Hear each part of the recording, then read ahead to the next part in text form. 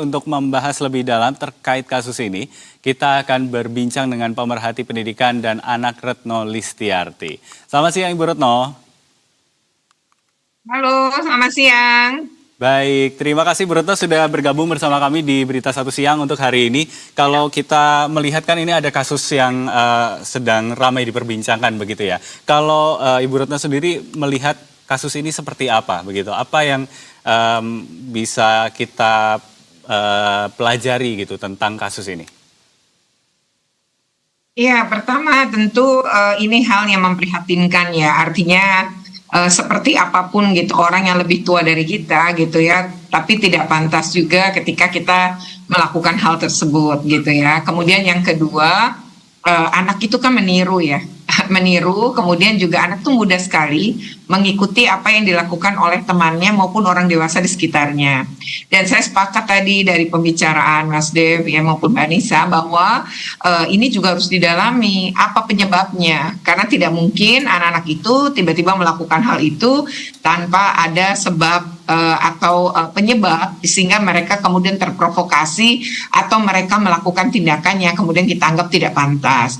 Kemudian yang ketiga adalah anak-anak ini memang viral tadi karena anak-anak ini kerap kali ya apa-apa di videoin yang kemudian mereka upload dan akhirnya seperti ini. Yang kedua adalah yang kita perlu lihat juga pada anak-anak ini adalah tidak membenarkan tindakan mereka, tapi perbuatan mereka itu sebenarnya masuk kategori yang kita bisa sebut sebagai pelanggaran etik, ya, jadi pelanggaran perilaku. Mereka tidak bisa kita bilang melakukan pidana kan, jadi ini bukan perbuatan pidana gitu. Tapi kalau kita ngelihat di media sosial, memang hujatan kepada mereka itu bahkan setara dengan seorang anak yang kemudian melakukan pidana. Ya, ini juga hal yang teman-teman di netizen lah di Indonesia ingat ini anak gitu ya, dan kesalahan anak ingat loh nggak pernah berdiri sendiri, ada faktor di sekitar anak yang mempengaruhi itu.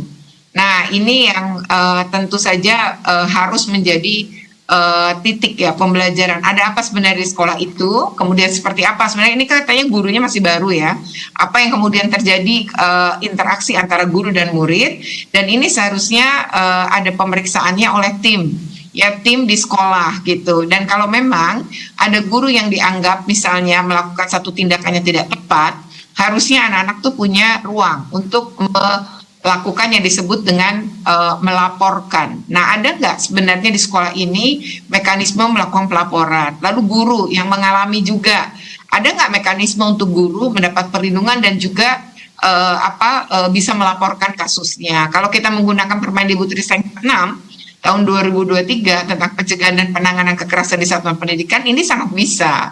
Namun peraturan ini ya, itu baru saja dihapus di tahun 2026, digantikan oleh Permendikdasmen nomor 6 tahun 2026 yang sama sekali tidak memberikan sanksi. Kalau peraturan sebelumnya ada sanksi, namun Permendikbudristek 46 itu sama sekali tidak membolehkan ada sanksi skorsing. Kalau di dalam kasus ini kan ada skorsing ya, dan hitungannya mereka ini pakai pedoman pendidikan karakter yang dibuat oleh Pemprov Jawa Barat yang ditandatangani oleh Kepala Dinas Pendidikan, yaitu tentang pendidikan karakter. Dan di situ masih disebutkan di pasal 40 memang terkait dengan boleh memberikan sanksi berupa skorsing. Dan skorsing ini 19 hari, kalau sekolah ini 5 hari dalam seminggu, maka anak-anak ini sebulan bertinggal sekolah. Dan ini sebenarnya di dalam peraturan menteri sudah tidak diizinkan gitu, karena anak-anak tetap harus mendapatkan hak memperoleh pembelajaran. Iya,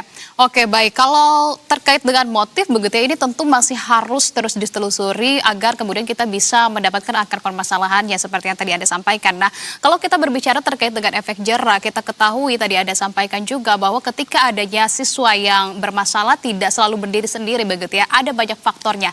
Tapi kalau dengan sanksi skorsing ini, apakah menurut Anda ini pun masih cukup idealkah begitu diterima oleh para siswa, mengingat seperti Anda sampaikan mereka akan selama 1 bulan begitu ya tidak menerima aktivitas kegiatan belajar mengajar secara fisik di sekolah? Apakah ini malah menjadi suatu hal yang bisa menjadi tanda tanya, karena kita tidak bisa juga mengetahui kegiatan mereka di rumah, sehingga ada peran yang sangat penting juga dari orang tua ketika mendapatkan kasus seperti ini.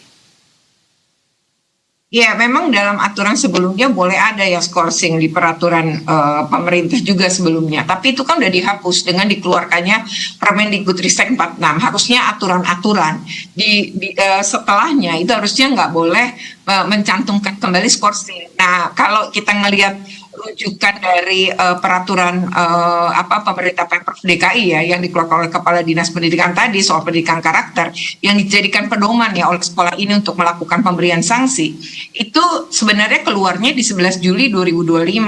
Artinya harusnya itu kan harusnya merujuk pada aturan sebelumnya di 2023 dan ternyata pas saya baca juga di dalam peraturannya pemerintah Pemprov Jawa Barat ini mereka itu juga memasukkan Permendikbudristek 46 ya bahkan juga dengan juknisnya yaitu Persesjen M49. Tapi anehnya malah kok tetap menyebutkan tadi skorsing. Nah, kenapa skorsing itu dihapus? Ya karena anak-anak jadi kehilangan hak atas pembelajaran dan itu berarti pelanggaran hak atas pendidikan. Makanya dihilangkan, tidak boleh lagi menggunakan pola pemberian sanksi berupa skorsing. Nah, kemudian kalau kita berbicara tentang efek jera, apakah skorsing ini memberikan? Nah, itu juga menjadi pertimbangan dulu dihapus karena tidak memberi efek jera. Kalau bagi anak-anak yang senang belajar atau serius belajar nih ya, mereka pasti sedih ketika nggak belajar.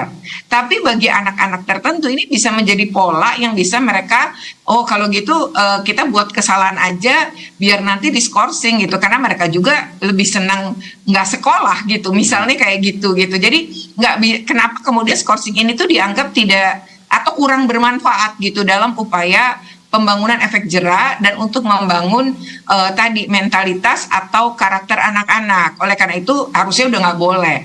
Nah lalu mengenai hitungan 19 hari ini pertimbangannya apa? Karena sebenarnya dulu pun skorsing masih dibolehkan, itu kan ada ketentuannya kecuali dengan ini khusus ya.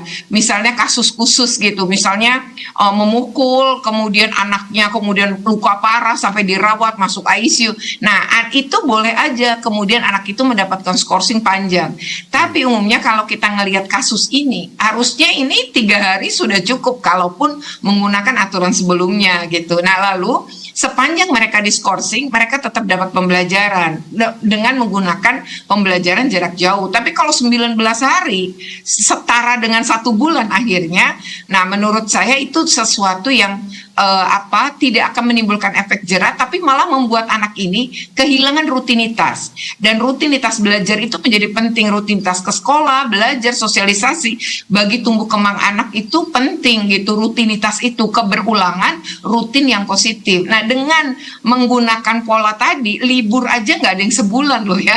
Libur itu paling 2 minggu kan, paling lama gitu. Jadi ini biasanya libur agak panjang aja anak-anak akan memulai lagi sulit tuh pas hari pertama sekolah. Makanya di sekolah biasa tidak langsung belajar tuh di hari pertama karena dianggap masa transisi. Nah kalau sebulan gitu saya rasa ini tidak tepat. Dan di dalam aturan Permendikbudristek 46 itu memang sanksi ada 3 jenis. Jadi ada sanksi ringan, sanksi sedang, sanksi berat. Nah kalau kategori kasus ini sebenarnya dia termasuk dalam sanksi ringan gitu. Jadi tidak perlu sampai mendapatkan skorsing hingga 19 hari. Dan kalaupun kemudian usulan skorsing nggak boleh hadir di sekolah ya secara fisik. Lalu Pak Gubernur bilang gitu, Pak KDM, itu dikasih aja kegiatan fisik di sekolah kan seperti membersihkan toilet, misalnya kebun.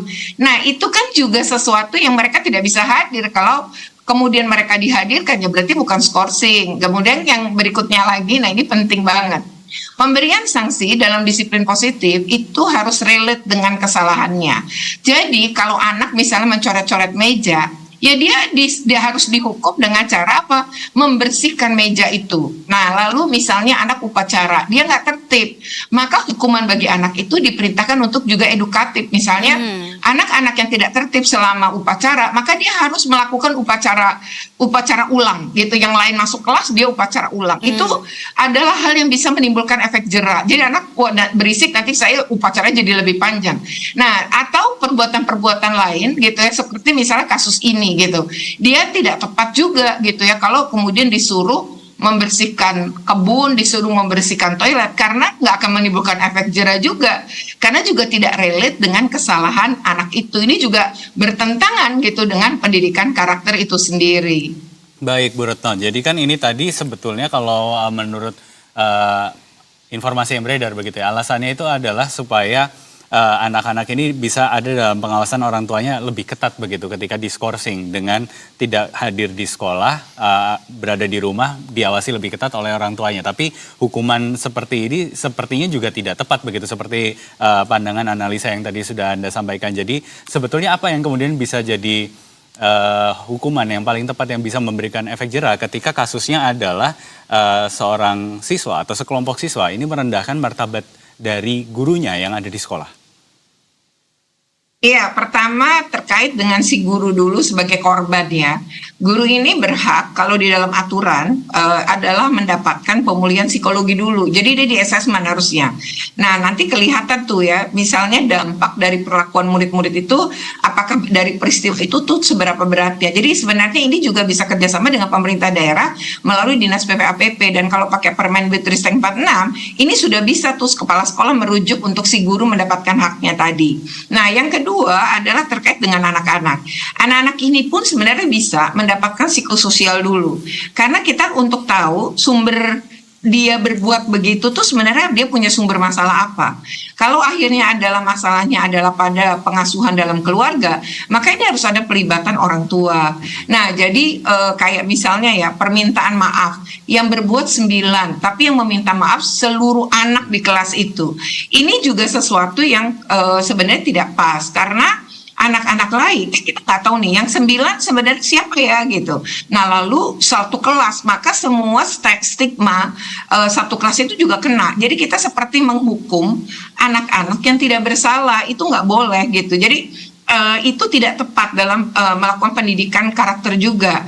Jadi kalau anak yang tidak bersalah, misalnya lagi upacara satu kelas yang berisik adalah beberapa orang, tidak perlu satu kelas itu dihukum. Karena begitu anak itu diberi sanksi nih, anak-anak itu, maka anak-anak yang kemudian baik, dia akan bilang gini, oh gue udah bener juga dihukum kok, udah nanti nggak usah bener aja. Itu juga bisa memicu di kalangan anak-anak seperti itu, karena kan anak-anak ini lagi tumbuh kembang ya, otaknya juga masih bertumbuh kembang, jadi belum sempurna, jadi dia tuh lebih sering pakai perasaan. Lalu kemudian kalau misalnya ini ada keterlibatan orang tua dalam pengasuhan, ya itu tadi, makanya tanggung jawab orang tua kemudian menjadi penting. Kalau ini kan kesannya, oh ini ya karena rumah gitu. Tapi kita kan nggak tahu sebenarnya hari-hari anak ini jangan-jangan mengacungkan jari itu juga menjadi kebiasaan anak-anak yang lain, kan kita juga nggak tahu gitu. Dan apakah selama ini didiamkan oleh pihak sekolah gitu. Jadi ini juga hal yang menurut saya harusnya dievaluasi gitu. Jadi tidak bisa menitik beratkan semua pada si anak-anak pelaku ini. Yang kedua, anak-anak pelaku ini tuh ada kontribusi dia berbuat itu, baik itu karena lingkungan sekolah, ya bisa jadi itu jadi dianggap hal biasa, atau saya tidak tahu, makanya perlu di ini lebih jauh ya. Dan yang kedua adalah dari sisi orang tua, bagaimana mereka berhadapan dengan orang yang lebih tua tuh menghormati, apalagi ini guru mereka. Seperti apapun gurunya, nggak enak ngajar pun gitu, ataupun misalnya guru-guru ini melakukan tindakan yang tidak tepat, maka harusnya mekanismenya melaporkan, bukan kemudian kita melakukan penghakiman terhadap yang bersangkutan. Itu kan tidak tepat. Nah, ini kan sistem sekolah, jadi nggak bisa nyalahin anak-anak gitu. Jadi ini sistem itu kebangun nggak gitu, bahwa anak-anak tuh tahu mekanisme seperti itu gitu. Kalau enggak ya anak-anak akhirnya nyelesain persoalannya dengan cara sendiri. Ya, baik, tentu peran dari orang tua, kemudian juga orang dewasa, kita perlu juga menjadi bijak karena menjadi percontohan, dan juga tentunya tindakan yang dilakukan, gestur-gestur yang dilayangkan oleh para siswa, sekelompok siswa itu tidak dibenarkan dan tidak boleh menjadi suatu hal yang dicontoh oleh anak-anak lainnya. Tetap harus ada sanksi tegas begitu ya, seperti yang Anda katakan, ini masih berupa sanksi ringan yang seharusnya diterapkan begitu, anak-anak juga tetap harus mendapatkan hak-haknya. Kita akan kawal terus kasus ini. Terima kasih atas pandangan dan juga informasi yang sudah disampaikan dan sudah bergabung bersama kami di Berita Satu Siang, pemerhati pendidikan dan anak Ibu Retno Listiarti. Salam sehat selalu, selamat siang. Siang.